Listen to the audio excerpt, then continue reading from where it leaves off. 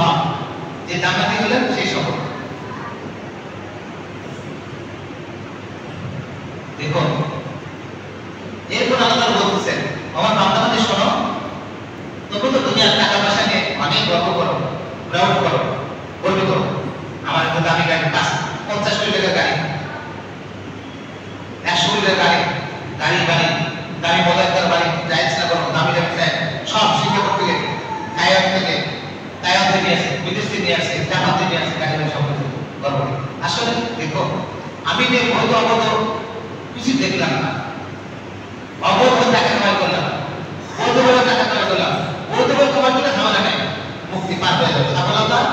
ইনশাআল্লাহ পাবো। কিন্তু অবৈধ ভাবে যদি কামাই করি, আপনি একটু টেস্ট করবেন, আপনার প্রিয় তোমার স্ত্রীকে বলবেন, আপনার মহব্বতের ছেলেকে বলবেন, মেয়েকে বলবেন, মা বাবার প্রিয় তোমার স্ত্রী, বাবার ছেলে, বাবার আব্বা, আমি না অবৈধ ভাবে অনেক টাকা আয় করেছি, হালাল হালাল দেখিনি, এর জন্য অনেক গুনাহ হয়েছে। আপনারা আবার তোমরা কি আমার একটা গুনাহ আগে হবে জিজ্ঞেস করতে, জিজ্ঞেস করে একই ভাষায় জিজ্ঞেস করবেন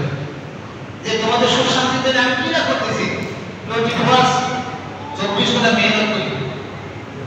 একটি 10টা ঘন্টা ভাগে হোক, কেউ রাজি হবে না, কিন্তু আপনি যদি মানা যাবেন, ছেলে বলবে, মেয়ে বলবে, স্ত্রী বলবে, ওই পানিটা আমাকে দিয়ে গেছে আমার আব্বা, মেয়ে বলবে আমাদের ওই যে ঢাকা শহরের কোন সঙ্গে বাড়ি দাঁড়ায় আমি বাইক আমার দিয়েছে, ওই দোকানটা আমার দিয়ে গেছে, এই গাড়িটা আমার দিয়ে গেছে, আমার আব্বা অবৈধ হয়ে টাকা অনেক টাকা খরচ করছে, অনেক করেছে, এই গুনার ভাগে আমি হবো, বলবেন একদম জিজ্ঞেস করবেন পাশে গেছে, কেউ জিজ্ঞেস করবে, পাঁচটা হবে না, অংশীদার গুনার ভাগে হবে না, কিন্তু পাশে ভালো দরকারে সবাই দাবি করবে, এই বাড়ি আমার দিয়েছে, এই বিল্ডিং আমার দিয়েছে, এই গাড়িটা আমার দিয়ে গেছে, সবাই বলবে, আপনার গুনার সঙ্গে কেউ পার্টনার হতে যাবে না। আপনি কেন, আমি কেন অবৈধ হয়ে টাকা কামাই করবো? সময়ের সাথে ব্যক্তিগত আসবে, অতএব আমাদের সতর্ক থাকা দরকার। আসবে আসবে ইউনিভার্সাল ট্রুথ, চিরসত্য, মৃত্যু আসবে, এখানে কোনো সন্দেহ নেই। পৃথিবীতে যার আগমন হয়েছে তাকে যেতেই হবে,